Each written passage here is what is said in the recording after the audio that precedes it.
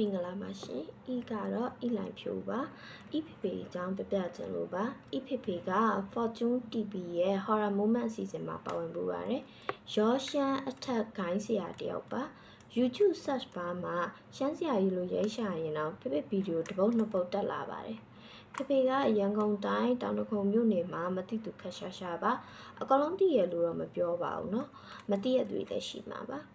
အဓိကပြောချင်တာဖေဖေရဲ့အဲ့ဒီဗီဒီယိုအောက်မှာnegative comment တွေမှန်ထားတာတွေ့ရတယ်ပေါ့နော်ဖေဖေဆုံးတာ2နှစ်ကျော်ပါပြီဖေဖေစီမှာအလုပ်ကိစ္စဘာတစ်ခုမှလာမလုပ်ဘူးတဲ့သူတွေကအဲ့ဗီဒီယိုအောက်မှာမဟုတ်ကရှောက်ရင်းနေကြလို့ဖေဖေအကြောင်းလေးပြပြချင်တာပေါ့နော်အရင်ကဖေဖေကိုတတိယတိုင်း Fortune TV ရဲ့ Horror Moment အစီအစဉ်ကိုကြည့်ပြပါတယ်ဖေဖေပါတဲ့အပိုင်းတွေပေါ့နော်အောက်က negative comment တွေကိုဒီတိုင်း neglect လုပ်တယ်မကြည့်ပြတာတော့တော်တော်ကြာပါပြီမကြသေးခင်ကကြည့်မိရောဗီဒီယိုက FYP ပေါ့တက်နေတော့မလို့ထင်ပါတယ် comment လေးထပ်တွေ့ရတယ်ဖေဖေအကြောင်းမှန်လေး sharing လုပ်ပေးဖို့စိတ်ကူးရရတယ်ပဲထားလို့ဖြစ်တာပေါ့နော်သားသမီးတယောက်အနေနဲ့မိဘကိုမဟုတ်တမ်းတရားတွေပြောနေကြတာစိတ်မကောင်းဖြစ်လို့လည်းပါတာပေါ့နော်ဖေဖေနာမည်ကဦးဆိုင်ထေးလိုက်မှာရှမ်းဆရာကြီးဦးဆိုင်ထေးလိုက်ပေါ့နော်ဖေဖေစီကိုအလောက်လာအပ်တဲ့သူတော်တော်များများကနာမည်ကြီးရုပ်ရှင်မင်းသားမင်းသမီးတွေတော့ပါတယ်ပေါ့နော်ကိုငငယ်တော့ကနာမည်ကြီးရုပ်ရှင်မင်းသားမင်းသမီးတွေပါတယ်အဲ့လိုဘူမူးတို့ဘယ်လိုပြောရမလဲအစိုးရဝန်ထမ်းတွေပေါ့နော်အဲ့လိုမျိုးယာတို့တိုးချင်တဲ့သူတွေပါညာဆိုလဲလို့ပေါ့နော်ယာတို့တိုးအောင်လို့လာလောက်ကြတာတို့ပြီးတော့အိမ်တော်ကွဲချင်တဲ့သူတွေပဲဖြစ်ဖြစ်အိမ်အောင်ပြန်ပေါင်းချင်တဲ့သူပဲဖြစ်ဖြစ်အဲ့လိုမျိုးစုံမလာလို့ရတယ်အထက်လန်းဆရာလို့တော့ပြောတယ်ပေါ့နော်ဒါပေမဲ့အဲ့လိုသူ့ကိုအောက်လန်းအတိုက်တွေပါညာရင်းနဲ့အဲ့လိုလှုပ်ထားတာရှိရင်လည်းတချို့တွေလာပြကြတာပေါ့နော်အဲ့လိုမျိုးဆိုလို့ရှိရင်လည်းဖေကကုတာပေးတယ်ဆိုတော့အထက်လန်းလို့ပြောမယ်သူတို့ရောပညာရှမ်းပညာမှာတော့အထက်လန်းအောက်လန်းအဲ့လိုမျိုးနှစ်ခုစလုံးပါမယ်ထင်တာပဲကိုမမွေးခင်ကတည်းကဖေဖေကရှမ်းဆရာကြီးဆိုပြီးတော့နာမည်ရနေပါပြီအဲ့ဒီ Horror Moment အစီအစဉ်လေးမှာ Fortune TV ရဲ့ Horror Moment အစီအစဉ်လေးမှာဖေဖေပါဝင်ဖြစ်တာလည်းအဲ့ဒီကလာကမ်းလှမ်းလို့ပေါ့နော်တစင်စကားတစင်ကြားပြီးတော့လာကမ်းလှမ်းတာဖြစ်မယ်ထင်တာပဲဖေဖေအဲ့ဒီအစီအစဉ်တော့လည်းကိုရီသွားကြည့်ဖြစ်တယ်ပထမဆုံးအကြိမ်ပေါ့နော်အဲ့တော့သွားကြည့်ဖြစ်တယ်ဖေဖေပထမဆုံးပါဝင်တဲ့အဲ့ဒီအစီအစဉ်က Horror Moment အစီအစဉ်ကတော့ interview ပုံစံမျိုးဖေဖေကို interview တော့ကွာတိလားအဲ့ဒီ season တော့ဆိုလို့ရှိရင်မိသားစုလိုက်သွားကြတာဆိုတော့သူတို့ interview နေရသူတို့ season ရိုက်ကူးနေရကိုရီးယားရှိရအဲ့ဒီမတိုင်ခင်လဲသူတို့ကကိုရီးအိမ်ထိလာပြီးတော့ဟိုဟာဖြစ်တယ်ပေါ့နော်ဟိုလိုက်ရိုက်တာပေါ့ကွာဒီလားအိမ်ကိုဖေဖေအဲ့ဒီအလုံးလုံးနေတာတွေလိုက်ရိုက်တယ်အဲ့လိုမျိုးရိုက်တယ်ဥယျာဉ်ချန်နောက်အစီအစဉ်တွေမှာကွာဖေက3-4ခု4-5ခုလောက်ပဲအဲ့ဒီစီစဉ်မှာပါတာအဲ့နောက်စီစဉ်တွေမှာဆိုဖေရဲ့ဥယျာဉ်ချန်လေးကိုပါသွားပြီးတော့သူတို့အဲ့အစီအစဉ်တွေရိုက်ကြတာပေါ့မကျွတ်မလွတ်ဘာဆိုလားမသိဘူးဟိုအစာကျွေးတာလေတရေတွေပါတော့အစာကျွေးတဲ့ဟာတွေပါရိုက်တယ်ထင်တယ်တွေ့တယ်ပေါ့နော်အဲ့မှာအဲ့ဥယျာဉ်ချန်ထိပါသွားရိုက်တယ်အဲ့ဥယျာဉ်ချန်ကကြတော့တောင်တခုံမြို့နယ်အစွန်ပေါ့ကြည်စုရွာမှာဖေမှာဥယျာဉ်ချန်တစ်ခုရှိတယ်အမှတီးပင်စားပင်တွေပဲစိုက်ထားတော့အဲ့မှာလည်းသွားရိုက်ကြတယ်အဲ့တဲကိုလည်းအဲ့အဆောင်တွေပါထားတယ်ဖေကဘလူးတွေကတကယ်ရှိပါတယ်ဖေဖေအိမ်မှာသူကကြတော့ဘလူးတွေကိုရုပ်ထုလေးပေါ့နော်ရုပ်ထုလေးထူထားတာ6កောင်10កောင်များအဲ့ထက်လည်းများမယ်တင်တယ်ရုပ်ထုလေးအစိုက်ကဘယ်လောက်မှမရှိဘူးခရဒီအယုတ်ပေါ့ဒီအယုတ်ထက်နည်းနည်းကြီးမယ်ကွာစိမ်းအောင်ရုပ်ထုလေးဘလူးပုံစံရုပ်ထုလေးကွာအဲ့ရုပ်ထုလေးထဲမှာသူတို့ပညာနဲ့အဲ့ဘလူးတွေကိုအဲ့လိုအသက်သွင်းထားတယ်ပေါ့နော်အဲ့ဘလူးရုပ်ထုလေးထဲမှာအဲ့လိုအသက်သွင်းထားတယ်သူတို့ပညာရက်တွေနဲ့တကယ်ရှိရဲ့အိမ်ကိုလည်းစောက်ရှောက်တယ်ဖေဖေရဲ့ဘယ်လိုပြောမလဲပုံကူတွေပေါ့နော်ဖေဖေတက်ခမ်းမှာထားတယ်ဟိုအိမ်ကိုလည်းစောက်ရှောက်တယ်သူဥယျာဉ်ချမ်းကိုလည်းစောက်ရှောက်တယ်အဲ့လိုမျိုးပေါ့နော်ဖေဖေလှုပ်သေးအဆင်ပြေအောင်လည်းလို့ကူညီပြီးပေါ့သူတို့အဲ့လိုမျိုးတစ်လတစ်ခါလာပြီးလာကွယ်ဆိုလို့ရှိရင်ကျွေးမွေရတယ်ဘလူးကတကယ်ရှိပါတယ်အဲ့တော့အဲ့ဘလူးတွေဟ လာခိုင်းလိုက်ဘာဖြစ်တယ်ညာဖြစ်တယ်ဆိုပြီးတော့ပါစက်မတင်ရမှန်းနဲ့ကိုမမြင်ရဘူးဆိုတိုင်းမရှိဘူးတော့မဟုတ်ဘူးလေဖះတော့မှဟောထားသေးရပဲဒီလိုမြင်အမြင်ပုံကိုယ်ကြီးဆိုတာတကယ်ရှိရဆိုတော့ပေါ့နော်ဒါပေမဲ့ကျွန်တော်မြင်ဘူးလားဆိုတော့မမြင်ဘူးဘာလို့လဲဆိုတော့မမြင်ဘူးခဲ့တာလားမြင်ဘူးတာကိုပဲ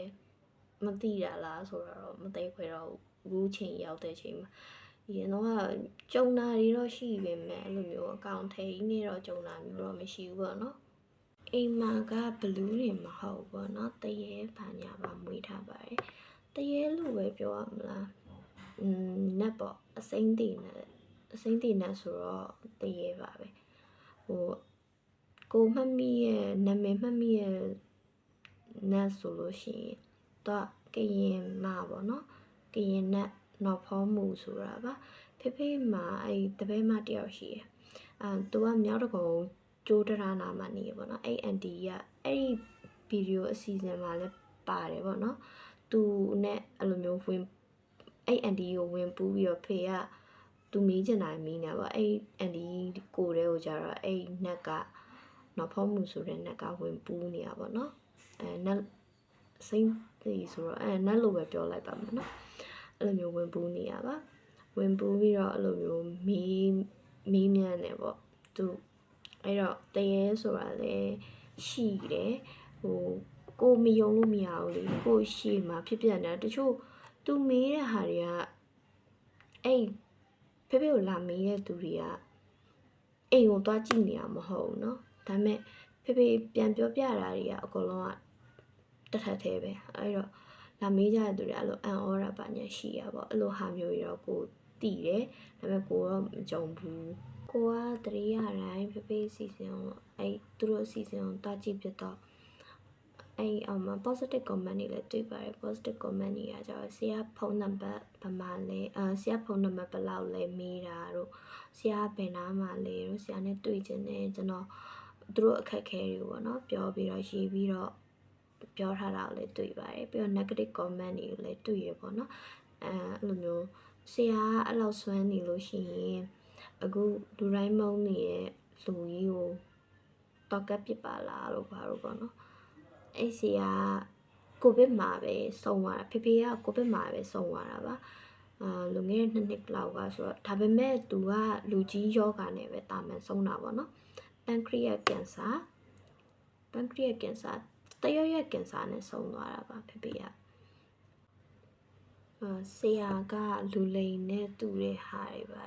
မင်းတို့အစီအစဉ်ကတွေ့ရလို့အင်တာဗျူးတာပဲလားတွေပါပေါ့နော်တကယ်တော့သူတို့ကတော့ကို့အဖေနာမည်ကြီးလို့လာပြီးအင်တာဗျူးချင်လို့ပါဆိုပြီးတော့ကမ်းလှမ်းပြီးတော့ဖြူတာတွေ့ရလို့ဖြူတာတော့မဟုတ်ဘူးပေါ့နော်ဖေကလည်းသူ့ဟာနဲ့သူနာမည်တစ်ခုရလာလို့အဲ့ဒီအင်တာဗျူးစီစဉ်မှာပါဝင်တဲ့ဒီနာမည်ရှိလို့ပေါ့နော်အဲ့ဒီပြပြချင်တာပါဖေအဲ့ဒီပထမဆုံးအစီအစဉ်အင်တာဗျူးတော့ဖြည့်တဲ့နေ့တော့ဆိုလို့ရှိရင်မိသားစုလိုက်ရဲ့သူ့တပည့်တွေရဲ့ပါအဲ့မှာတွားပြီးတော့ဖေတို့အလုံးလုံးနေအောင်ပေါ့မီးမြန်းနေအောင်တွားကြည့်နေကြထိုင်ပြီးပြန်လဲပြန်အောင် motivate ဝဲကျွေးပေါ့စားတောက်ပြီးတော့ပြန်လာအဲ့ပထမဆုံးခောက်ပဲလိုက်ဖြစ်တာပါနောက်ခောက်တည်းသူတို့အစီအစဉ်တွေကြမသိတော့လိုက်လည်းမလိုက်ဖြစ်တော့ဖေပညာရက်ကိုသူပညာရက်ကိုမစော်ကားပါနဲ့ဖေကသူပညာရက်မှာတော့သူမှန်ကန်တဲ့လူတစ်ယောက်ပါအဲ့ဒီဘလူးရုပ်ထုတွေနတ်ရုပ်ထုတွေဆိုတာနတ်အမျိုးမျိုးရဲ့ရုပ်ထုတွေလည်းရှိရကွာအဲ့ကရင်မနတ်ပေါ်နောက်ဖော်မှုဆိုတဲ့ရုပ်ထုလည်းရှိရကွာကရင်ပုံစံနဲ့ဒီခါနတ်ရုပ်ထုတွေလည်းရှိရအမီနတ်ဂရိုင်းမယ်တော့ဘာလို့ဆိုကိုယ်လည်းကိုယ်ွယ်တယ်ပေါ့နော်အဲ့လိုရုပ်ထုတွေအများကြီးရှိရဖေကမြင်းနေမွေးတယ်ကွာတော့ဝါသနာပါတာငငယ်လေးတဲ့သူကအဲ့လိုမြင်းနေလိုချင်တဲ့ဝါသနာပေါ့အဲ့တော့သူစမ်းဆရာဖြစ်တော့လေသူအဲ့မြင်းနေမွေးရတကယ်တော့သူ့ဆရာကြီးကအဲ့လိုမြင်းတို့ဘာလို့မမွေးခိုင်းဘာလို့လဲတော့မသိဘူးပေါ့နော်အဲ့လိုတရိษံအကြီးတွေမမွေးခိုင်းဒါပေမဲ့ဖေကသူ့ဝါသနာအရာမြင်းနေမွေးတယ်အဲ့မြင်းနေဆိုရင်တ တခါမှမပြောက်ဘူးသူကသူအိမ်ကိုပြန်လာတော့ကွာရှမ်းစရာရဲ့မြင်းနေဆိုအဲ့လိုမျိုးမြင်းနေရစလူတိများတယ်အဲ့လိုမျိုးမြင်းနေရဒီတိုင်းတွေ့တော့လူတွေကစိတ်ဝင်စားကြတယ်လေဒါပေမဲ့မခိုးရဲကြဘူးအဲ့လိုမျိုးခိုးရိုက်ပါညာရမရှိဘူးသူဟာသူပြန်လာတယ်မြင်းနေရ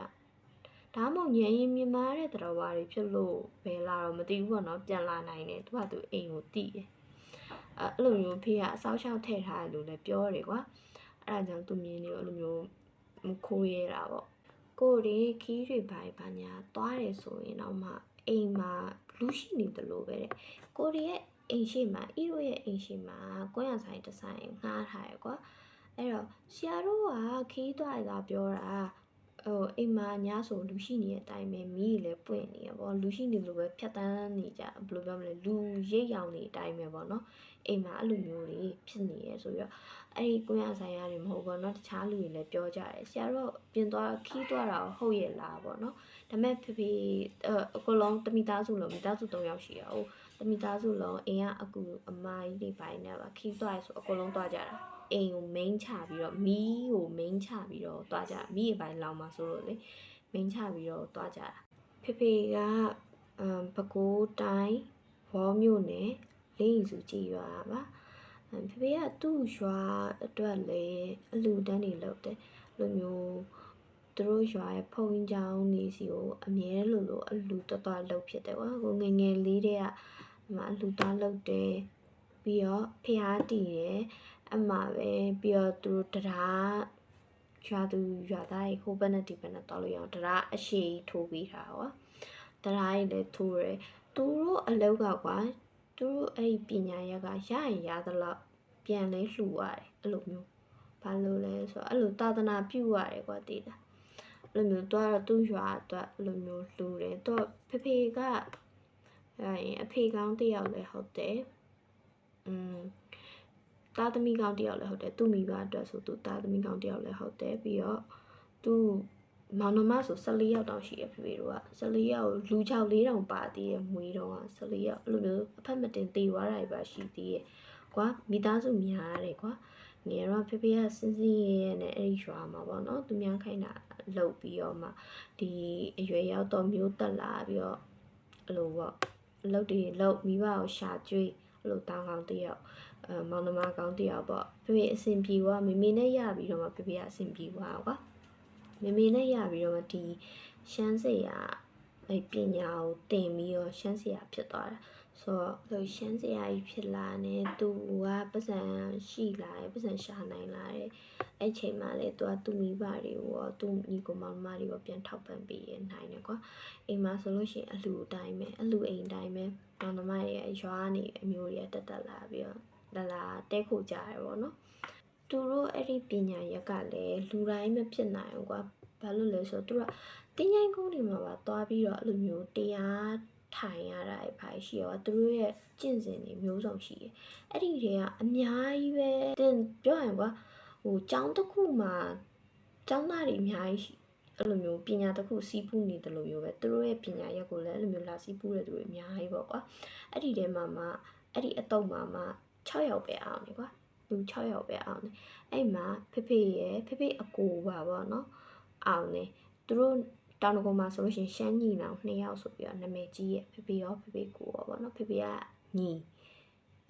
ဖေအကိုကနာမည်ကြီးရဲ့ဖေတို့ရဲ့ဆရာကြီးကလည်းဆရာထုံးမင်းအောင်ဆိုရဲဆရာအဖေကြီးကလည်းဆုံးသွားပြီပေါ့နော်ဆရာဖေကြီးဆုံးပြီးတော့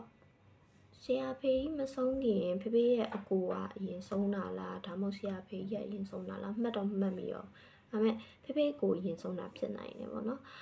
သူတို့ပညာရက်တွေကဖေအကိုမှလည်းတမီးတယောက်ရှိရယ်ကွာတမီးတယောက်ရှိရယ်ဒါပေမဲ့ဖေတို့ရဲ့ပညာကိုပေါ့မဆက်ခံခဲ့ဘူးအဲ့လိုပဲဖေရဲ့ပညာရက်ကိုလည်းအီယာမဆက်ခံဖြစ်ဘူးကွာကိုကမဆက်ခံဖြစ်ဘူးဆိုတော့ဖေတို့ရဲ့ပညာရက်ကမျိုးသုံးတယ်လို့မျိုးဖြစ်သွားပြီပေါ့ကွာဒီပညာရက်ကအဲ့လိုမျိုးဆက်ခံမဲ့သူမရှိတော့အခုနောက်ပိုင်းမှာဘယ်သူမှမရှိတော့တယ်လို့မျိုးဖြစ်သွားတယ်ကိုအဖေကတော့ကိုတင်မေးမယ်ဘာညာတော့ပြောတယ်ကိုယ်တိုင်ကစိတ်မပါခဲ့လို့ပေါ့နော်တကယ်အခုမှစဉ်းစားလိုက်ငါသာ ငါဖေပြောတဲ့အတိုင်းလိုက်ပြီးတော့ဒီပညာရက်ကိုလေ့လာခဲ့ရင်လူမျိုးသုံးပျောက်ကွယ်သွားမှာမဟုတ်ဘူးပေါ့အဲ့လိုမျိုးစဉ်းစားမျိုးအခုမှစိတ်မကောင်းဖြစ်မိရကွာငါလေ့လာလိုက်ရမှာငါသင်ယူလိုက်ရမှာဆိုပြီးဒါမဲ့အဲ့ဒီပညာရက်တွေကအဲ့လိုမိသားစုချင်းချင်းလုပ်လို့မရဘူးကွာအမေဆိုလို့ရှိရင်လည်းဒီနာဆေးတွေပေါက်ထားတယ်အဲ့လိုမျိုးပေါက်နေပါတယ်ဆိုလို့ရှိရင်ဘလူးရုပ်ထုတွေပါတယ်အဲ့လိုမျိုးဆေးမညောင်ထိုးတယ်လို့မျိုးအဲ့ဆရာကြီးကဖေဆရာကြီးကထိုးပြီးထားကွာကိုဆိုရင်လည်းဒီမှာရှိတယ်မြင်ရပါမလားတော့မသိပါဘူးဒီနားမှာ30လောက်ရှိတယ်3-40လောက်ရှိရအစိမ်းရောင်ဆက်ကလေးတွေကွာအဲ့လိုမျိုးဆေးပေါက်ပြီးဟာအဲ့လိုဆရာရဲ့သားသမီးဆရာရဲ့မိသားစုတွေဆိုအဲ့လိုမျိုးသူများမထိခိုက်ရအောင်လို့ပေါ့နော်ကိုရီးသားထားတော့ဆိုရီးရတယ်ပထမအဲ့တယောက်ဆိုလို့ရှိရင်သူ့မွေးနေ့အမှန်တော့မပြောပြရကိုကမသိဘူးပေါ့ဘာဖြစ်လို့လဲသူကအဲ့လိုရှောက်လိန်ထားကွာမွေးနေ့တက်ကရစ်ကိုဟိုလိုဒီလိုရှောက်လိန်ထား तू ကတောက်ကြတာသူ့နာမည်ကလည်းတောက်ကြနန်းနဲ့ဒါမဲ့ကိုအမှန်တိုင်းမပြောတောက်ကြတာဘေးလို့ဘာလို့နဲ့အဲ့လိုမျိုးရောထားအဲ့လိုမျိုးလေးရရှိသေးတယ်ဖေးအရှိန်ဝါနဲ့ပေါ့နော်ဖေကသူ့ပညာရမှာဘယ်လောက်စွမ်းလဲမစွမ်းလဲဆိုကိုရှိစားထားဘူးတော့ပထမတစ်ယောက်ဆိုလို့ရှိရင်2နှစ်ကျော်တွေ့တာအဲ့ဒါအမေကသဘောမကျလို့ဆိုပြီးတော့သူ့ရဲ့ကြောက်လောက်ခိုင်းလိုက်တာလုံးဝမျက်နှာမကြည့်ကြတော့ကိုကသူ့အမှ तू ကပါဖောက်ပြန်သွားတယ်အဲ့ကောင်လေးကပါနောက်တစ်ယောက်တွေ့ရပါတယ်ကိုကတော့စိတ်ကောက်ပြီးစိတ်ကောက်နေတဲ့အချိန်မှာအဲ့ကောင်လေးကနောက်တစ်ယောက်တွေ့ရပါတယ်အဲ့နဲ့ကိုကလည်းဖြတ်ပလိုက်တယ်ခုနကသူမွေးနေ့အမှန်မပြောပြဘူးဆိုတော့သူတယောက်ကလည်း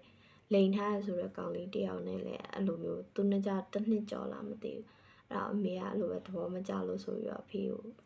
လောက်ခိုင်းတော့ဒီမှာထပ်ပြတ်တယ်အဲ့ဒါတော့ကိုကထင်တာတော့သူအဲ့ကောင်လေးရဲ့အမေကကိုကြောင့်သူ့သား10တန်းကြပါတယ်ဆိုပြီးတော့ပြောလို့ကိုကအဲ့ဒါကိုပြောမခံနိုင်လို့ဖြတ်လိုက်တယ်လို့ထင်တာဒါပေမဲ့အဲ့လိုလည်းမဟုတ်နေပြန်အောင်ဘာလို့လဲဆိုတော့အတော်တွေကအမေရဲ့ညီမပြောပြတယ်နင်းကောင်လေး2ယောက်စလုံးနင့်မိအဲ့လိုမျိုးဖြတ်ခိုင်းတာဓပုံလေးနဲ့အဲ့ကောင်လေးရဲ့ဓပုံလေးရဲ့ဖေကိုပြီးပြီးတော့လောက်ခိုင်းတာသမီးဒီကောင်လေးနဲ့တွဲနေရဆိုသဘောမကျအောင်ဆိုတော့ဖြတ်ခိုင်းတာကိုတွေ့ပါ2ယောက်တော့ပြတ်သွားတယ်ကိုကတော့ကိုပင်ပညာရက်တွေရုံတယ်မယုံလို့လည်းမရအောင်ဒီမိသားစုဆိုတော့တွေ့နေတိနေရတော့ကွာဘယ်လိုမျိုးပေါ့အဲ့ဒီတည်းကပထမဆုံးအဖေကကိုမမွေးခင်ကတည်းကအဲ့ဒီဖုံးချောင်းကွေတောင်ကုန်းဖုံးချောင်းကွေမှတ်တိုင်မှာသူကဆရာပညာနဲ့မဆရာဖြစ်နေပေါ့နော်အဲ့ဒီကသူတရေတွေဘလူးတွေကမွေးထားပြီးသားဆိုတော့ကိုရဲ့စီနီယာရောင်ဖြစ်နေတာပြီအဲ့တော့ပထမဆုံးအတွေ့အကြုံပြောပြမယ်ဆိုပထမဆုံးတွေ့ကြုံတော့မဟုတ်ပါတော့မှတ်မိရတဲ့တခုပြောပြမယ်ဆိုကိုကအဲ့တော့8တန်းလောက်ထင်တယ်9တန်း8တန်းမမှတ်မိဘူးအဲ့ဒီအရွယ်လောက်တော့ကွာအိမ်ရှိမှာဒန်းတော့ဖြစ်တယ်စင်ဝင်တစ်ခုရှိရကွာအိမ်ရှိမှာစင်ဝင်တစ်ခုရှိရအဲ့ဒီနားမှာဟိုဇီးပင်စိုက်ထားတယ်ဖေကဇီးသီးစိုက်တော့လေဇီးပင်စိုက်ထားတယ်အဲ့ဇီးပင်ကိုအဲ့စင်ဝင်ကနေပြီးတော့ဇီးပင်ကဇီးသီးကျွေးကြလို့ရှိရင်အဲ့စင်ဝင်ဘောကနေပဲကောက်စားလို့ရတယ်လိုမျိုးအဲ့စင်ဝင်ဘောမှာဒန်းထားတာပေါ့ဒန်းတင်ထားညနေဘက်ဆိုလို့ရှိရင်ဒန်းလေးစီးနေကျမတို့အဲ့တော့ခက်က MP3 ခက်ကွာ MP3 လေးနားထောင်ဘန်နီဖြိုးရဲ့ချစ်တဲ့ဟိုတို့ဖာလို့ဆိုခက်စားနေပြီ MP3 လေးကိုနှစ်ချက်လေးနဲ့နားထောင်ဒန်းလေးစီးပြီးတော့မချေးလိုမျိုးပေါ့နော်အများလိုညနေတိုင်းမှကိုဖုန်းကြောင်လာလို့ပြောရမှာဟုတ်ပါဘူးလို့ပြောမှာကိုလိုက်ပိုးနေရဲ့အဲเจ้าကကောင်လေး1ယောက်2ယောက်တော့ရှိရကွာအိမ်ရှိမှာကွာအဲ့လိုမျိုးလာပိုးတာလို့ပြောရမှာလာချောင်းတာလာကြည့်ရပေါ့ကွာအဲ့လိုမျိုးအဲ့ဒီချိန်မျိုးဆိုရင်အိမ်ရှိမျက်စောင်းထိုးလောက်မှာအဲ့စိုက်ကားခိတ်လည်းရှိတယ်အိမ်ရှိတဲ့မှာ ABC convenience store လည်းရှိရကွာအမှအဲ့နားလေးမှာပေါ့အဲ့စိုက်ကားခိတ်မှာကြည့်ရင်မကြည့်ရင်အဲ့ convenience store ရှိမှာမှတ်တိုင်အိမ်ကပြောရင်ဖုန်းကြောင့်မှတ်တိုင်ရှိတဲ့တယ်ပဲဒီလိုအိမ်ကအဲ့တော့အဲ့မှတ်တိုင်မှာမှတ်တိုင်လာဆောင်တလို့ပါလို့ねပေါ့လာကြောင်ရတာပေါ့2ယောက်3ယောက်လောက်ပေါ့ကွာထားလိုက်ပါအဲ့လိုကောင်းလေးသူ သူတို့ကအဲ့လိုမျိုးကိုကြည်နေကိုကတော့ကိုထားနေကိုနေရပေါ့တချင်သားထောင်ဒီအိုင်နေနေညဘက်ကျတော့အဲ့ချင်သားထောင်နေအိပ်ပျော်သွားတာခဏအိပ်ပျော်သွားတာကွာအဲ့အချိန်မှာအိပ်ပျော်သွားတယ်ဒီတိုင်းပဲအိပ်ပျော်သွားတယ်ထားလိုက်ပါတော့မနေ့ကျောင်းလေးရောက်အဲ့လာကျောင်းနေဆိုတဲ့သူတွေကလည်းကိုဒီကျောင်းရပဲကွာအခန်းတော့မတူအဲ့ကောင်လေးကလာပြောတယ်ဟဲ့ညတော့ကတဲ့နင်းဟိုတဲ့အမကြီးတောက်ကတဲ့နောက်မှတန်းလွဲပေးနေရနော်တဲ့ဒီအိပ်ပျော်သွားတော့ကိုစနေလို့ပဲထင်တာပေါ့အဲ့ဒီချိန်လေးကဘာမှမကြုံဘူးလားဒီမျိုးတန်းလွဲပေးနေရဘာလဲမသိဘူးကွာဒါပေမဲ့အခုနောက်ပိုင်းပြန်တွေးကြည့်မှအဲ့တယောက်ပြောတာဖြစ်ကောင်းဖြစ်နိုင်နေပေါ့ဘာလို့လဲဆိုတော့ကိုအိမ်မက်တွေပါမှတ်လို့ရှိရင်လေအနားမှာအဲ့လိုမျိုးတရားရောက်ရှိနေတယ်လို့ခံစားအဲ့အိမ်မက်ထဲမှာပေါ့ကွာကိုနာမှာအဲ့လိုမျိုးတရားရောက်ရှိနေတယ်လို့မျိုးကြီးခံစားရတော့ဆိုတော့သူပြောတာသူစနေရမဟုတ်ပဲနဲ့တကယ်ပဲကိုနောက်မှာတန်းလွဲပြီးနေရဖြစ်ကောင်းဖြစ်နိုင်တယ်သူကအဲ့လိုမျိုးအရေးပုံစံမျိုးတွေ့ရပါဟိုအဝေးကနေဆိုမတဲခွဲဘူးကွာအဲ့လူရဲ့မျက်နှာကိုဒါပေမဲ့မိန်းမတယောက်ပုံစံအဲ့လိုကိုထက်အသက်ကြီးမဲ့အမတယောက်ပုံစံပေါ့သူကအဲ့လိုမျိုးပြပြတယ်ဒါပေမဲ့အဲ့9တန်း10တန်းဆိုကွာဟိုခလေးတတိလေးမဟုတ်တော့ကွာအဲ့ဒီအရွယ်မှာအိမ်ကူတွေဘာမှမထားတော့မိသားစု3ယောက်ပဲရှိရဖေရဲ့မိရဲ့ကိုရဲ့3ယောက်ပဲရှိရ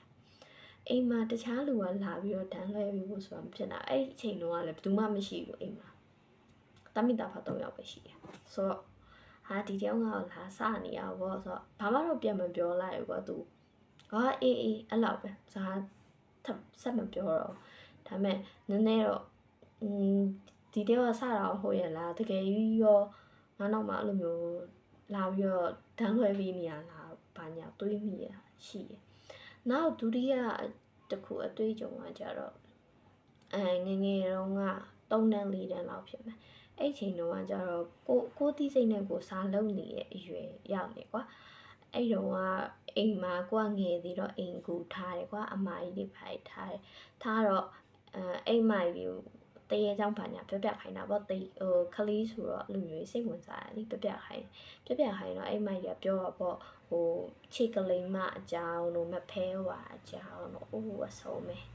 ပြောရှာရှိမတို့ဘာလို့အဲ့တော့ခစ်စားတဲ့အကြောင်းတွေသူတို့ရွာမှာကြုံခဲ့တာတွေရောဘာတွေပြန်ပြောပြတာအဲ့သူတို့ပြပြတဲ့အကြောင်းအရာတွေကိုဆွဲလန်းသွားလို့ပဲလာတော့မမှတ်မိတော့အခုချိန်မှာဒါပေမဲ့အဲ့တော့ကြုံခဲ့ဘူးတာတခုဆိုလို့ရှိရင်ကိုကဟိုနောက်ဖေးသွားတဲ့တကားရှိမယ်ကွာအဲ့တကားအိမ်သာသွားလို့ရမယ်ကွာအဲ့ဒီအဝင်အဝမှာထိုင်ပြီးတော့ရုပ်ရှင်ကြည့်sorry နော်ဘာပြောနေရုပ်ရှင်ကြည့်ရအောင်ဖြစ်တော့ကွာစာလုံနေတာအဲ့ဟိုခောက်စပွဲလေးနဲ့လေပြောရင်အပေါက်ကိုပိတ်ပြီးစာလုံနေတာကွာအဲ့အဝင်ထွက်ပေါက်ကိုပိတ်ပြီးတော့စာလုံနေတာအဲ့ဒါကိုအဲ့အိမ်သာဘက်ကနေပြန်လာတဲ့နေရာနားနေအဲ့ဒီဘက်ကိုမျက်နှာမူထားတာကိုအဲ့ဒီချိန်မှာအလင်းရှိသေးတယ်လေဟိုမိုးမချုပ်သေးဘူးအလင်းရှိတယ်အဲ့အလင်းအောင်နဲ့စာလုံနေအဲ့ဒါကိုစာလုံနေချိန်မှာအရေးတစ်ခုကြားလာအောင်မော့ကြည့်လိုက်တော့မိမတယောက်မိမလာယောက်ျားလားဆိုတော့မမှတ်မိဘူးเนาะဒါပေမဲ့ကိုအခုအတွေ့အကြုံတွေမှာမိမလို့ပဲထင်တယ်အဲ့ဒါကိုအဝိုင်ဝန်းစောက်ဝတ်ထားလို့ထင်တယ်ကွာဟိုစပင်းနေပါလည်းမမှတ်မိတော့မျက်နှာဘာညာလည်းလုံးဝမမှတ်မိတော့အဲ့မှာမိမလူတယောက်ကကိုလာကြည့်အဲ့ဒီပဲမှတ်မိဒါပေမဲ့ကိုကကိုအသွေးနဲ့ချဲလိုက်တာအဲ့မှာမိမကြီးတယောက်ကဝါရဝန်းစောက်ဝတ်ထားမိမကြီးတယောက်ကကိုလာကြည့်နေရဆိုပြီးတော့ထပ်ပြီးတော့ချဲလိုက်တာပေါ့နော်အသွေးနဲ့ချဲတာမပြောတတ်တော့ဘူးခုချိန်မှာဘလို့ပုံစံနဲ့လဲဟုတ်ရလားဆိုတာမသိတော့ဒါပေမဲ့အဲ့တော့အဲ့လိုမျိုးလာကြည့်နေတော့ခလီဆိုတော့ကြောက်တော့လေချက်ချင်းအပေါ်တက်ကိုပြေးတက်သွားတာပြောရင်အဖေရောမေရောအမရှိနေရဲ့ဖေရဲ့ဧည့်သည်လည်းရှိနေဒါပေမဲ့ပြေးတက်ပြီးတော့အဲ့မှာငင်လေးတော့ထိုင်နေကြောက်လို့ငင်လေးတော့ထိုင်နေဧည့်သည်ပြန်လဲပြန်သွားတော့မှကိုကဖေကိုပြဖေလို့အဲ့လိုမျိုးလို့ကြုံနေဆိုတော့မဟုတ်ပါဘူးပောက်ကြရတယ်ပေါ့ညဆိုလို့ရှိရင်အဲ့အိမ်အကူအမကြီးလို့ပြောတာပေါ့သူ့ညဆိုလို့ရှိရင်တေးเจ้าနေမပြောပြနဲ့ဆိုပြီးပြောတာအဲ့လိုမျိုးစိတ်ဆွဲနေလို့ဖြစ်မှာပေါ့ဆိုဟုတ်တယ်ကိုကလည်းအဲ့တုန်းကအဲ့လိုမျိုးသူတို့ပြတာလည်းလိုက်နားထောင်ပြီးကိုကကိုပုံခေါ်လိုက်တာလည်းဖြစ်ကောင်းဖြစ်နိုင်တယ်ဒါပေမဲ့အခုချိန်ကြီးစိတ်ကဆွဲနေတာဆိုတော့လေဒါဟုတ်လဲဟုတ်မှာမဟုတ်လဲမဟုတ်ဆိုတဲ့သဘောမျိုး ဆိုတော့ပထမဆုံးကြုံမှုတဲ့ဥစ္စာဒုတိယတစ်ခေါက်ကကြတော့ဒုတိယအသက်အရွယ်တစ်ခုဒုတိယအသက်အရွယ်တော့ဖြစ်တယ်ဒုတိယတစ်ခုကကြတော့ဘယ်လိုမျိုးလဲဆိုတော့အဖေရဲ့မိသားစု3ယောက်ဝရဏမှာထွက်အိတ်တာဝရဏမှာထွက်အိတ်တာကိုကပရင်းမောက်ရှိရဲ့ဘက်ချမ်းမှာအိတ်တယ်အဖေကအလဲမှာအမေကဟိုဘက်ချမ်းမှာအိတ်တယ်အဲ့တော့ပရင်းမောက်ရှိရဲ့ဘက်ချမ်းကိုရီအိမ်ကအိတ်တွေကနှစ်ထပ်အိမ်နှစ်ထပ်တိုင်ပေါ့ကွာဟိုဘက်အိမ်ကပရင်းပေါက်ရဲ့ဟိုဘက်ချမ်းအိမ်ကဟိုဘက်အိမ်ပေါ့ဟိုဘက်အိမ်ကကြတော့တစ်ထပ်ထဲသူတို့ရဲ့ခေါင်မိုးကိုရီးယားအပေါ်တက်ကနေမြင်ရတယ်ကွာအဲ့လိုမျိုးသူတို့ခေါင်မိုးကဒီလိုမျိုးဟုတ်တယ်အဲ့လိုမျိုးအရှိကိုအိမ်ရှိမျက်နှာစာဒီလိုအိမ်နောက်ကဒီလိုခေါင်မိုးပေါ့တာမန်တွေ့နေကြခေါင်မိုးမျိုးပဲအဲ့ဒီရဲ့ထိတ်မှာကွာလူ3ယောက်ထိုင်နေရအောင်တွေ့လိုက်တာလူ3ယောက်လို့မှတ်မိရဲ့မိသားစုဟုတ်လားမသိဘူးယောက်ျားမိန်းမမသိကွယ်ကွာအဲ့လိုမျိုးအရေးလိုပုံစံမျိုးထိုင်နေတာတော့တွေ့လိုက်ထိုင်နေသူကထိုင်နေထနေသူကထနေပေါ့ကွာ3ယောက်တွေ့လိုက်တော့ကိုကလမ်းပြောင်းသွားအဲ့ချိန်မှာလမ်းပြီးတော့ပြန်ပြီးမျက်လုံးဖွင့်ကြည့်လိုက်တဲ့အချိန်မှာမရှိတော့ဘူးကွာအဲ့ဒီအိမ်မော်ထက်မှာအဲ့ညဘက်ကြီးကိုရီအိတ်နေရဲ့ချိန်ကိုအဲ့ဒီသူများအိမ်ခေါင်မိုးပေါ်ကြီးမှာကွာဘယ်လိုလုပ်ရှိနိုင်မှာလဲအဲ့ဒါတော့မျက်စိတမိတ်ဆိုတော့ကိုစိတ်ထင်တာဖြစ်နိုင်လားမှတ်မိတော့ကွာဒါပေမဲ့အဲ့လိုမြင်လိုက်ရတယ်ဆိုတော့ကို့အတွေ့ထဲမှာခုချိန်ရှိနေတော့မယ်ဟာအဲ့လိုမျိုးမြင်လိုက်ရတယ်အဲ့ချိန်မှာကလေးဆိုတော့ဘာလို့လဲဆိုတော့ဆောင်းခေါင်းမှုချုံပြေးလိုက်တယ်အဲ့ဒါပဲနောက်ထပ်ဆိုလို့ရှိရင်ဒီယိုမလာခင်တော့တခါအဲ့ဒါအကောင့်ထဲနဲ့မြင်ရတာအဲ့ဒါတင်ပြီးသွားပါပြီဆိုတော့မပြောတော့မေးပုံစံတူမြင်ရတယ်ဆိုတာလေအဲ့ဒါဒီတောင်ကလာအိမ်ရောက်တော့မှဖေမရှိတော့မှဖြစ်တာဒီမလာခင်မှဖြစ်တာပေါ့နော်အဲ့ဒါတော့မပြောတော့ဖေနေမကောင်းတော့အဲ့တော့မမေကလည်းဖေနဲ့ကွဲပြီးတော့ဖေနဲ့မနေချင်ဘူးဆိုပြီးတော့သူ့အမျိုးတွေအိမ်ပေါ့တောင်ကလာမှာသူ့အမျိုးရှိရအောင်သူညီမရင်းနဲ့တွားနေတယ်အဲ့ချိန်တော့တောင်တကောအိမ်မှာဖေကလည်းနေမကောင်းဆိုသူ့နောက်အိမ်တော်နဲ့တွားနေတဲ့အချိန်အမှကိုကတယောက်တည်းကိုပထမဆုံးညဘက်တယောက်တည်းအိမ်မှာအိတ်ဖူးတာပဲအဲ့အသက်20အဲ့အချိန်အတော်အတွင်းမှာကိုတယောက်တည်းအိတ်ဖူးတာအဲ့တော့ကြောက်ပြီးတော့ကိုတငယ်ချင်းတွေကိုခေါ်ပြီးတော့အိမ်မှာတူအိတ်တာပေါ့နော်အဲ့တော့ဆိုလို့ရှိရင်တငယ်ချင်းတောင်နက်ဖြန်ဆိုလို့ရှိရင်ကိုရီးယား short trip ခီးတူလေးသွားဖို့စီစဉ်ရှိရကွာအကုန်ကားရပါညာအကုန်စီစဉ်ပြီးသွားရင်တငယ်ချင်းတွေကကိုယ်မှလာအိတ်တယ်တငယ်ချင်းကကိုယ်မှလာအိတ်တယ်ပေါ့တယောက်ထဲလာအိတ်တာပါအဲ့တော့အဲ့တငယ်ချင်း6ခံရတာ तू ကမနက်4နာရီလောက်နှိုးဖို့ပြောတာကွာအဲ့မနက်4နာရီလောက်သွားပြင်ဆင်ပြီးတော့သွားဖို့လုပ်ထားချိန်အစီအစဉ်ပေါ့ကွာအဲ့ကိုကအရင်နှိုး4နာရီ3နာရီကျော်လောက်တည်း3နာရီခွဲလောက်တည်းကိုကအရင်နှိုးတော့ပြင်ဆင်ပြီးတော့ကိုအကုန်ပြီးမှသူ့နှိုးတော့ခြံနောင်အပြင်ကနေပေါ့ဂရင်ထားလိုက်တော့ခြံနောင်အပြင်ကနေနှိုးတယ်တငယ်ချင်းထတော့ငါတို့တော့ဖို့အချိန်ရောက်ပြီနေပြင်ဆင်အောင်မှဘာညာပေါ့အဲ့လိုနှိုးတော့ကွာ तू ကနိုးလာပြီးတော့ဘယ်လိုပြောမလဲအဲ့ရကနေထတော့မထသေးဘူးခေါင်းလေးပဲထောင်ပြီးတော့လေကိုကြည့်ပြမျက်လုံးတစ်ချက်ပုတ်ပြီးတော့ထက်ကြည့်အဲ့ဒါတော့ကိုတတိထားလိုက်မိရကွာအဲ့နဲ့သွားတော့ကားပေါ်လေးရောက်သွားပြတယ်ငါတဲ့နင်းနဲ့အဲ့ရလဲနှိုးရတယ်ငါနင်းကိုနှမ်းကြည့်လိုက်တာနင်းနောက်မှလူတယောက်တွေ့တယ်လူတယောက်ကွာဒီမှာဆိုလို့ရှိရင်ကွာအဲ့လူကဒီလိုကိုခေါင်းနဲ့အဲ့လိုမျိုးကတ်နေရပေါ့သူ့ခေါင်းကကိုထက်တော့အရက်နည်းနည်းရှိမယ်ကွာအဲ့ဒါကိုဘေးနာနေပြီးတော့လာငုံကြည့်နေတယ်လို့မျိုးသိလားသူ့ခေါင်းကိုခေါင်းကဒီမှာဆိုလို့ရှိရင်သူ့ခေါင်းကဒီလောက်အဲ့လူကြီးတယောက်တွေ့လိုက်တယ်မျက်စိဒီလိုမှိတ်ပြီးတော့ဒီလိုပုတ်ပြီးတော့ပြန်ကြည့်ရချိန်မှာအဲ့လူကြီးမရှိတော့အဲ့လိုမျိုးပေါ့နော်သူကပြအခုချိန်ဒီကိုပြန်သွင်းကြည့်မိတိုင်းကြောက်ပါဒါ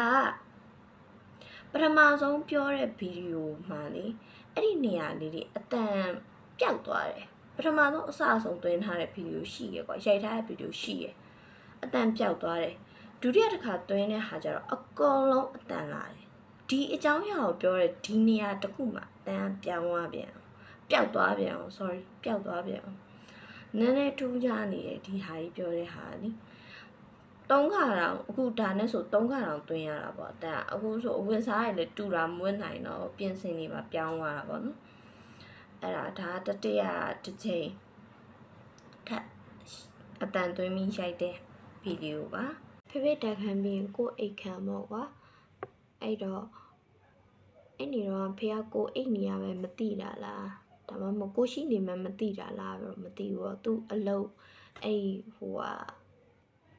ဝိညာဉ်ဝင်ပူးနေတာကိုတရားဝင်ပူးနေတာကိုထုတ်ပေးတာအဲ့ဒီတခုဆိုလို့ရှိရင်ကိုမျက်မြင်ကိုတွေ့မြင်တော့မမြင်လိုက်ရအောင်အတန်နေတော့ကြားလိုက်ရတယ်ဆိုတော့အဲ့ဟာတခုပြန်ပြောပြရမယ်ဆိုလို့ရှိရင်အဲ့ဒီအမာကြီးကအဲ့ဝင်ပူးခံရတဲ့အမာကြီးကအရန်ချောတယ်သူကရှမ်းပြည်နေရပါတော့ဒါမဲ့တော့တက်ချီလိုက်မှာသူမိဘရနဲ့အဲ့တော့ကနေရပေါ့ကွာအရန်ချမ်းသာတယ်ချမ်းသာတော့လိုမျိုးပေါ့စီးပွားပြိုင်ဘက်တရားရှိရပေါ့အဲ့မှာရချောလေးသပင်ကြီးကလည်းရှည်ကြီးပဲတော့မျက်ခုံးကောင်းကောင်းနဲ့အဲ့လိုမျိုးသပင်အုံထူကြီးနဲ့သပင်ရှည်ကြီးနဲ့အဲ့လိုမျိုးတော်တော်ချောတာအရင်တော့ကလည်းလာဘူးတယ်ကွာတည်ရမလားခဏအဖေကိုလာတယ်အဲ့တစ်ခေါက်ကကြတော့အရင်တစ်ခေါက်လာတော့အဖေကိုသူတို့တက်ချီလေးကိုပင့်သွားတာဘာလို့လဲဆိုတော့သူ့အိမ်မှာပေါ့မူးမမှန်တာဖြစ်နေရပေါ့အဲ့လိုမျိုးသူ့အလောက်ကလည်းအဆင်မပြေတော့ဘူးဆိုတော့အဲ့လိုမျိုးဖေကိုတက်ချီလေးထိပင့်သွားတော့တက်ချီလေးမှာအဖေကရောက်တော့ကြည်တော့ပေါ့နော်အဲ့ဒီမှာကျတော့ဘာအခိုက်အဲ့လိုမျိုးအတိုက်ခိုက်တွေမတွေ့ဘူးကွာအတိုက်ခိုက်တွေမတွေ့ဘူးမတွေ့ခဲ့တော့ပြန်လာတယ်နောက်နည်းနည်းကြာတော့အဲ့မှာကြီးထက်လာဒီခါကျတော့ကိုဝင်နဲ့ရောက်လာကွာအဲ့နဲ့ဖေဟဲ့နင်ဘလို့ကိုဝင်နဲ့ဖြစ်နေတာ तू ကောင်းနေတဲ့အချိန် तू ဝင်မပူးတဲ့အချိန်ပေါ့ဆရာတဲ့သမီးချင်းကြီးကတော်တော်ဆိုးနေပြီရဲ့အခုသမီးကအဲ့မှာကြီးကဘယ်သူမှရည်စားမထားဘူးကွာတခါမှतू အချစ်ဦးတယောက်ပဲထားဘူးလားအဲ့တော့ तू ရည်စားရပါညာနေမရှိဘူးယောက်ျားဆိုတာဝေလာဝေးအပြိုကြီးအဲ့ဒါဟိုတဲ့သူ့မိဘတွေကလည်းပေါ့နော်နင်းမိဘမျက်နှာအဲ့လိုမျိုးအိုးမဲ့တုတ်တယ်ပါညာပေါ့ပြောရရင်ဘယ်သူမှမရှိဘဲနဲ့ဘိုက်ကကြီးလာလေအဲ့တော့အိမ်မကြီးကိုစူတော့အိမ်မကြီးကလာပြတာအဲ့လိုမျိုးဖြစ်နေရဲ့သမီးကိုလည်းတခုခုသူများတွေကအတိုက်ခိုက်လုပ်နေလို့ခံစားရတယ်ဆိုတော့အဖေကအမှကြည်လိုက်တော့သူ့ဝင်ပူးတာအိမ်မကြီးကိုဝင်ပူးတာ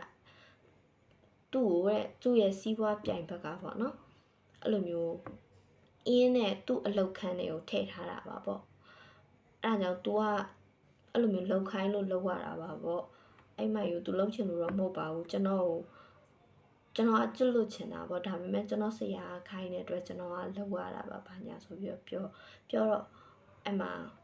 तू ကအရင်တော့မိန်းမအတန်နော်အတန်လေးကပျော့လေးအဲ့လိုဝင်ပူးတဲ့အချိန်မှာလေလုံးဝယောက်ျားအတန်အော်ကျွန်တော်ကနောက်ဘက်အခန်းကနေကြားနေရတယ်အဲ့လိုမျိုး तू က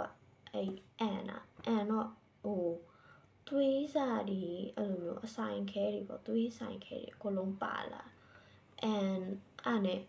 तू အဲ့ချိန်မှာကောင်းသွားတယ်ပေါ့ကွာအကုန်လုံးအန်ပြီးတော့အဖေကအဲ့တရေကိုပြောတာပေါ့မင်းရှုပ်ထုတ်တွေမင်းပြန်ယူသွား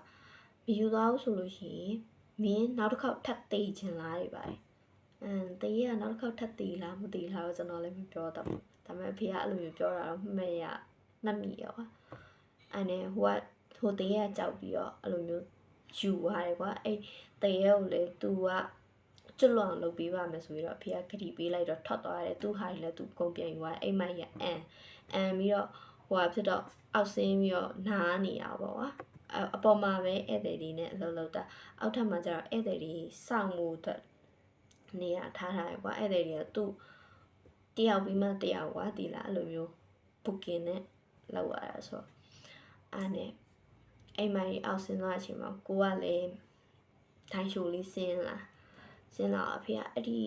ဟိုခုနတူအန်ထားတဲ့အိမ်မကြီးအန်ထားတော့ဆိုတော့တစ်ချက်ကြည့်လိုက်မိရပေါ့အဲ့လိုမျိုးသွေးဆိုင်ခဲ့ပြစ်ကြီးအန်ထားတာ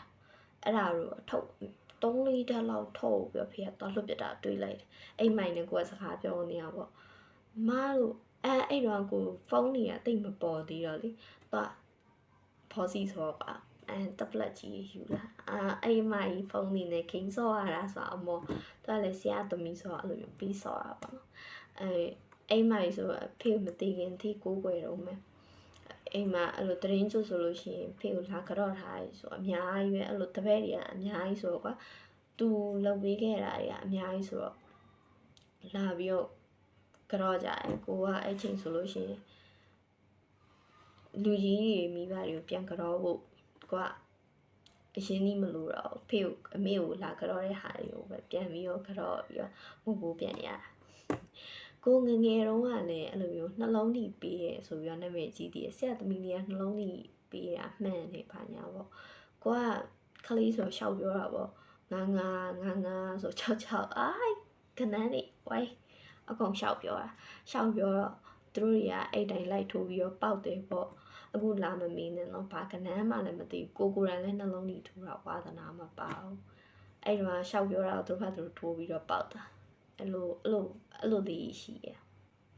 မမီရပြပြတာပါတထိုင်လေးပြောတာဆိုတော့လေ script တွေပါညာကြီးမရေးထားပဲနဲ့ဒီတထိုင်လေးပြောတာဆိုတော့စကားတွေကဟိုရောက်ဒီရောက်ပြတ်သွားရင် sorry ပါကိုတောင်တကုံအိမ်မှာအဲ့လိုမျိုးမြင်မှုတာပါညာမရှိပေမဲ့လေဘလူးရန်စီရဲ့တောင်တကုံအိမ်မှာတောင်ကလာမှာနေတော့ဘလူးရန်စီရဲ့ဘာလို့လဲဆိုတော့စီးလို့ရှင်ဘလူးစီးလို့ရှင်လှုပ်လို့မရတော့ဘာညာပေါ့ဆိုးဆိုးဝါးဝါးဖြစ်တာပေါ့အဲ့လိုမျိုးအကောင်ထဲကြီးသွားဆမ်းမိရတယ်ဘာတော့မရှိဘူးပေါ့ကွာသူများရဲ့လိုတော့ဒီတိုင်းဘလူးစီးရဲ့အဲ့လိုဘလူးစီးပြီးမြင်တာဘာညာလည်းမရှိဘူးအိမ်မက်တဲ့တလောက်ပဲsleep paralysis တခုပဲအဲ့လိုမျိုးတိတ်ပံအနေနဲ့ဆိုရင်တော့ science အနေနဲ့ဆို sleep paralysis ဖြစ်တယ်ပေါ့ဘလူးစီးရဲ့အဲ့လိုမျိုးတော့ဖြစ်တယ်အဲ့လိုမျိုးမြင်ရတာတော့မရှိဘူးဒါမဲ့တောင်းကလာအိမ်မှာတော့အမေနဲ့ကိုနဲ့စပြောင်းခါစားတော့တာမီမြောက်ထဲနေရအဲ့တော့ဆိုလို့ရှိရင်အခန်းနေပါညာကြီးကလည်းမလောက်ရသေးဘူးကွာမလောက်ရသေးတော့အမေနဲ့တူတူအိတ်တာအဲ့ကတိနေပါညာကြီးတော့မရှိသေးဘူးဒီတိုင်းကျမ်းမြေပေါ်မှာပဲမှုရထက်ခင်းပြီးတော့အိတ်တာအဲ့တော့သူကမိဖို့ကြောင့်တန်လှမ်းမြင်နေရဒိုးရိုပေါက်ကြီးဆိုတော့အဲ့မှာအိတ်တော့အစားတော့ကွာအမေဘက်ကိုလှည့်အိတ်တယ်ပြောရရင်ဟိုအပြင်ဘက်ကိုလှည့်အိတ်တယ်ပေါ့အမေရှိရဲ့ဘက်ကိုလှည့်အိတ်တယ်အဲ့မှာဘလူးစီကလုံးဝလှုပ်လို့မရတဲ့အချိန်မှာကွာနောက်ဆုံးရောက်ဘလို့လှုပ်လို့ရသွားလဲမသိဘူးကွာလှုပ်လို့ရသွားတဲ့အချိန်မှာအမေဘက်ကိုလှည့်ပြီးအိတ်နေရပြောရရင်အမေကိုအကူညီတောင်းတဲ့အနေနဲ့ကွာတွားပြီးတော့အသားကိုထိဖို့ကြိုးစားတယ်အဲ့ချိန်ဒီအသားကိုလည်းသွားထိလို့မရအောင်လုံးဝလှုပ်လို့မရတော်တော်ကြာထိဖြစ်တယ်နောက်ဆုံးလှုပ်လို့ရသွားတော့ကိုကအမေဘက်ကနေပြီးတော့ဟိုဘက်ကိုပြောင်းလှည့်လိုက်တယ်ပြောရရင်ဟိုမိဖို့ကြောင့်ဘက်ကိုလှည့်လိုက်တဲ့အချိန်မှာအဲ့မိဖို့ကြောင့်နာမှာလေအဖွားကြီးပုံစံမျိုးဒါကအရေးနော်အဲ့လိုမျိုးထိုင်နေရအောင်တွေးလိုက်တယ်မျက်စိတစ်ခတ်လောက်ပဲမျက်စိတစ်မိတ်လောက်မှပဲပျောက်သွားတယ်ကိုအသွေးထဲမှာတော့ဖွားကြီးတယောက်ထိုင်ပြီးစလိတ်တောင်းနေဆိုရယ်အသွေးရောက်လာကွာအဲ့နေရာရောက်လို့ရှိရင်နောက်မနက်လေကြာအဲ့နေရာရောက်တော့ဒီအိမ်မှာနေမယ်ဆိုရင်မနှောက်ရှက်ပါနဲ့ဘာမှလည်းမပြပါနဲ့ပေါ့ကိုမြင်လိုက်တာမှားကောင်းလဲမှားနိုင်တယ်မှန်ကောင်းလဲမှန်နိုင်တယ်တကယ်မြင်တာလဲဖြစ်ကောင်းဖြစ်နိုင်လျှက်တစ်ပြက်ဆိုတဲ့အချိန်ဆိုတော့ဖြစ်ကောင်းဖြစ်နိုင်တယ်မဖြစ်ကောင်းဖြစ်နိုင်ဘူးဘာကိုဘက်ကိုထပ်တူရအောင်အပိုင်းဖြစ်သွားတယ်ဆိုတော့ဘာဖြစ်တော့ပြောလိုက်တယ်ကွာဒီမှာနေမယ်ဆိုလို့ရှိရင်တော့မနှောက်ရှက်ပါနဲ့ကျမတို့တာမီးမရဘူးပေါ့လိုမျိုးပြောလိုက်တယ်ဆိုတော့အိမ်ရဆပြီးတော့ဘာမှအရင်ပြင်းပြင်းထန်ထန်ရေးလို့မြင်ရတာဘာညာတော့မဖြစ်ဘူးဒါပေမဲ့ဘလူးစီတာတော့ဖြစ်တော့မယ်ကိုအဖေကိုမမွေးခင်တော့ဆိုလို့ရှိရင်အဖေကသူတို့ဘယ်လိုပြောမလဲဒီတိုက်ကိုရီနီရဲ့တိုက်တွေမဆောက်ရသေးဘူးအဲ့မြေပေါ်မှာပဲကွာတိလာအဲ့လိုမျိုးလေးဖြစ်တယ်လို့လေးတဲတတလေးထိုးနေပြီးတော့နေခဲ့တာကွာအဲ့လိုမျိုးဟောခဲ့တာကွာသူတက်ခံအဲ့လိုမျိုးဖြစ်ခဲ့တာအစင်နောက်တဖြည်းဖြည်းနဲ့အစင်ပြေးလာပြီးတော့ကိုမွေးခံနေကြတော့အဲ့လိုပိုစင်ပြေးလာပြီးတော့တိုက်တွေပိုင်းနဲ့ဖြစ်သွားတာစောင့်နိုင်သွားအဲ့တော့ကိုကကောင်းမှုနေခဲ့ရတယ်ကွာတင်မလားစမွေးတဲ့တိုက်နဲ့ကားနဲ့အဲ့လိုနေခဲ့ရဆိုတော့ကိုကန်ကြောင့်လည်းပိုင်ပေါမှာပေါ့လေဒါပေမဲ့နောက်ဆုံးကိုဒီဘန်ကောက်မလာခင်ပေါ့9ရက်နေ့က2လပိုင်း9ရက်နေ့က အဲ့လိုအမေပုံစံနဲ့အဲ့လိုမျိုးအချောက်ခံလိုက်ရတာအဲ့ဒါတော့ကျွန်တော်အရင်တင်ပြီးသွားပါပြီအဲ့ဒါအပြင် FM radio ကလည်းဟုတ်တယ် Friday night ဟုတ်တယ် FM radio ကလည်းကျွန်တော်အကြောင်းလေးပြန်တင်ပြီးရပါတော့အဲ့ကိုတွေကိုလည်းကျေးဇူးတင်ပါတယ်ကျွန်တော် YouTube link ကိုပါသူတို့ description မှာကျွန်တော်တင်ထားတဲ့ဟာလေးကိုပါ description မှာပြောပြီးရတော့ဗောနော်ကျွန်တော်လည်းလာပြီးတော့ FM radio ပါဆိုပြီးတော့တွေ့လို့ဒီထိလာအားပေးရပါဆိုပြီးတော့ကျွန်တော် YouTube မှာလာအားပေးကြတဲ့အတွက်လည်းအခုကျေးဇူးတင်ပါတယ်လာပြီးတော့ကြည်ပေးကြတဲ့သူတို့လည်းကျေးဇူးအများကြီးတင်ပါတယ်ကျောင်းရည်ကတော့အများကြီးပဲဒါပေမဲ့တချို့ကြောင့်အခုထိုင်နေပြောပါဆိုတော့ဒီတိုင်းစကားအဖောက်တာပေါ့နော်အဲ့လိုမျိုးဖြစ်သွားတာဆိုတော့ပြောတာတွေကဟိုရောက်ဒီရောက်နေလိမ့်မယ်ကွာဘာလို့လဲဆိုတော့ဒီတိုင်းတကယ်ချင်းနဲ့စကားပြောလို့လိုမျိုးပြောနေတာဆိုတော့ကွာအဲ့ကျွန်တော်ကလည်းအဲ့လိုမျိုးစားအဲ့လိုမျိုးပြောတက်လူမဟုတ်တော့အဲ့အမားပါသွားရင်လည်းခွင့်လို့ပါတခုပြောချင်တာပေါ့နော်အဲ့ဒီကျွန်တော်အဖေရဲ့ horror movement အစီအစဉ်တွေကိုကြည့်ချင်ရင်ကျွန်တော်တခုနဲ့ပြပေးမယ်ပေါ့နော်အမှတော့ရှာကြည့်လို့ရတယ် YouTube မှာလည်းရှမ်းစရာကြီးလို့ရိုက်ရှာကြည့်လိုက်ရင်တော့မှကျွန်တော်အဖေဗီဒီယိုတွေတွေ့လိမ့်မယ်ပေါ့ဗျာအဲ့ဒီအောက်မှာ comment တွေကိုဖေကိုမဟုတ်ကတွေမှန်ဖို့အတွက်မေတ္တာရက်ခံပါတယ်ရှင်ဖေကသူပညာရက်မှာတော့မှန်ကန်တဲ့လူတစ်ယောက်ပါအဲ့ဒါကိုရီးယားမိသားစုဖြစ်နေတဲ့အတွက်အဲ့အကြောင်းအရာတွေတော့ပိုသိရပါတော့ဟိုဖေနဲ့အလုပ်တူလုပ်ပြီးတဲ့လူတိုင်းလည်းအဖေကမှန်ကန်တဲ့သူပညာရေးမှာသူမှန်ကန်တဲ့သူဆိုတာသိကြပါတယ်အဲ့တော့အဲ့လိုမျိုးထပ်ပြီးတော့ negative တွေထပ်မမှန်ဖို့တော့ပေါ့နော်တာသမီတယောက်အနေနဲ့အဲ့ဒီဟာဝင်ဖတ်ကြည့်ရင်စိတ်မကောင်းလို့ပေါ့နော်နည်း positive ဒီပဲတွေးပြီးပါဘာမှဝင်မမှန်းနဲ့ပေါ့နော်ကိုမကောင်းပြောချင်နေရဆိုရင်တော့ခုမှထားပြီးတော့ attention ရှာလည်းမဟုတ်ပါဘူးဘာလို့လဲဆိုတော့ကျွန်တော် YouTube လောက်လာတာတစ်နှစ်ကျော်လောက်ရှိပါပြီကျွန်တော်အဖေအကြောင်းနဲ့အဲ့လို attention ရှာခြင်းလို့ရှိရင်အစတည်းကပြောမှာပေါ့နော်ဒါပေမဲ့ကျွန်တော်မပြောခဲ့ဘူးကျွန်တော်အခုမှဟိုအဲ့ဒီဟာတွေမကြည့်ကြတော့လို့ကွာဒီအဲ့လို comment တွေမျိုး neglect လုပ်ထားတာကွာဒါပေမဲ့ဟိုတနည်းအားမှပြန်ကြည့်လိုက်ပြီးတော့အဲ့လိုမျိုး comment တွေလည်းထပ်တက်နေရောအဲ့လိုမျိုး negative တွေမှန်ထားတာကြီးလည်းတွေ့တော့လေငါပြောမှပဲဆိုပြီးတော့ပြောတာပါအဲ့လိုဘယ်သူပဲဖြစ်ကွာတာသမီတယောက်အနေနဲ့အဲ့လိုကိုမိဘအဲ့လိုမျိုးပြောရင်တော့လည်းမကြိုက်ဘူးပေါ့အဲ့ဒီအနေနဲ့ပဲပြောတာပါဆိုတော့ကျွန်တော်အဖေတကယ်လို့အဲ့ဒီဖေရဲ့ဗီဒီယိုတွေအင်တာဗျူးတွေကိုမကြည့်ရသေးဘူးဆိုလို့ရှိရင်လည်းစိတ်ဝင်စားဖို့ကောင်းပါတယ် Fortune TV ရဲ့ horror moment အစီအစဉ်မှာတွားရောက်ကြည့်ရှုနိုင်ပါတယ်ရှမ်းစရာကြီးလို့ရိုက်လိုက်ရင်တော့တွေ့ပါတယ်เนาะ search bar မှာYouTube မှာ Facebook မှာရှိမရှိရအမှန်မရောရှိလိမ့်မယ်ထင်တယ်YouTube မှာလည်းလို့ရှာပြီးတော့တွားရောက်ကြည့်ရှုနိုင်ပါတယ်ဒါပေမဲ့ negative တွေမမှန်းဖို့အတွက်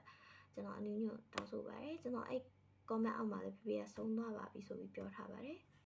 ဖေဖေကလူကြီးယောဂနဲ့ပဲဆုံးတာပါကိုဗစ်မှာပေါ့နော်ဒါပေမဲ့ကိုဗစ်နဲ့တော့မဟုတ်ပါဘူး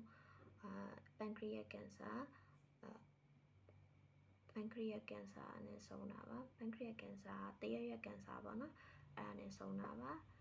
ဒီကိုကမပြောတတ်ဘူးစားပြောဆိုတာမတတ်တဲ့အတွက် sorry ပါကျွန်တော်ဒီလိုမျိုးတွေအဲ့လိုမျိုးပြောနေကြလို့မဟုတ်လို့ပါဟိုရောက်တယောက်တွေဖြစ်သွားရင်တောင်းပန်ပါတယ်ဒါပေမဲ့ကျွန်တော်ကို YouTube ကနေပြီးတော့ကျွန်တော် live stream game live stream လွှင့်နေအဲ့ဒါကိုဝင်ကြည့်ပြီးရကျွန်တော်နဲ့တူတူဆော့ပေးကြရဲကျွန်တော်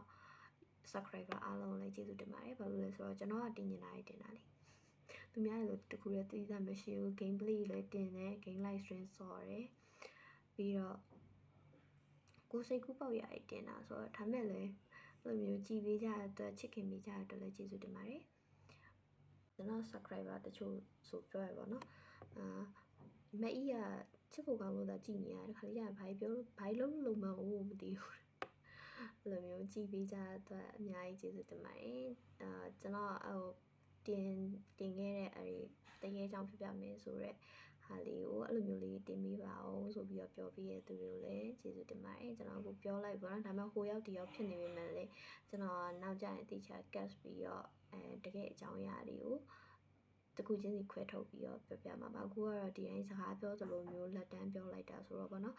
စကားများများပြောတော့အမှားများများပါသွားမှာပါဒါပေမဲ့ အဲ့လိုမျိုးနားလည်ပြီးပါကျွန်တော်ကအဲ့လိုမျိုးပြောနေကြလို့မဟုတ်ပါဘူးဒီတိုင်းပြောချင်လို့သာပြောတာပါဆိုတော့အားလုံးချက်ပါတယ်ကျွန်တော်လို့ဘာမသိရ